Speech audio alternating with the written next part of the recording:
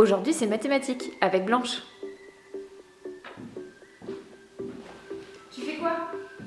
La méthode. Ah, un petit peu comme la vidéo de français? Ouais, un petit peu comme la vidéo qu'on a fait en français sur les 8 commandements. Mais là, ça tient pas que pour le brevet. C'est en fait pour n'importe quel exercice de collège ou de lycée. Ok.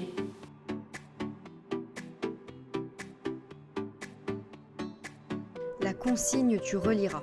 Et oui, c'est pas réservé aux Français de bien lire la consigne.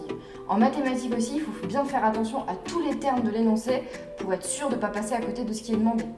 Par exemple, si une question commence par « en déduire », c'est qu'il faut se servir du résultat obtenu à la question précédente. Si on a mal lu la consigne et qu'on ne remarque pas qu'elle commence par « en déduire », on risque de ne pas se rendre compte que c'est une déduction qu'il faut faire et de faire plein de calculs inutiles. Un brouillon, tu feras.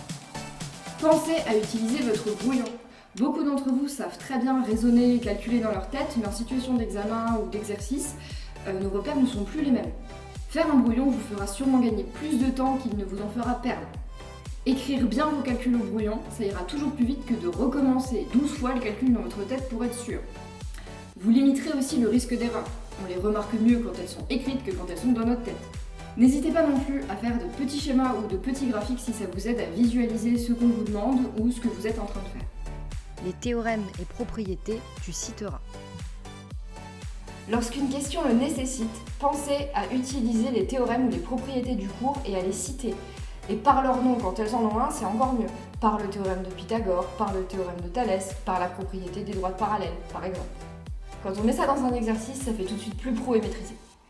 La construction de la démonstration, tu respecteras.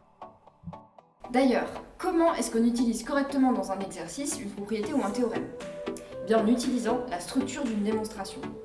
Pour faire une démonstration, on commence toujours par ce qu'on sait. On sait que, et là on met nos hypothèses, données dans l'énoncé.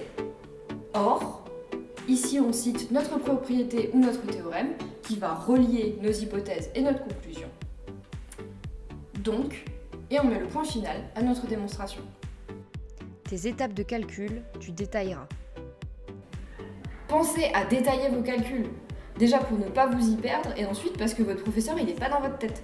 Si vous mettez que le premier calcul est le résultat, si jamais ce dernier est faux, on peut vous mettre aucun point parce qu'on ne sait pas où est-ce que vous vous êtes trompé. On ne sait pas si votre erreur c'est juste que vous avez oublié un moins à la place d'un plus, ou vous avez oublié de faire une multiplication. Si jamais vous avez fait une erreur d'inattention et qu'on le voit dans vos calculs, on pourra quand même vous mettre des points. Là, je peux vous mettre aucun point. C'est quand même dommage. Les signes égales, tu aligneras. Justement, dans vos calculs, par pitié, alignez les égales, comme ça. Ne les écrivez pas en ligne, écrivez pas un égal ici, un là.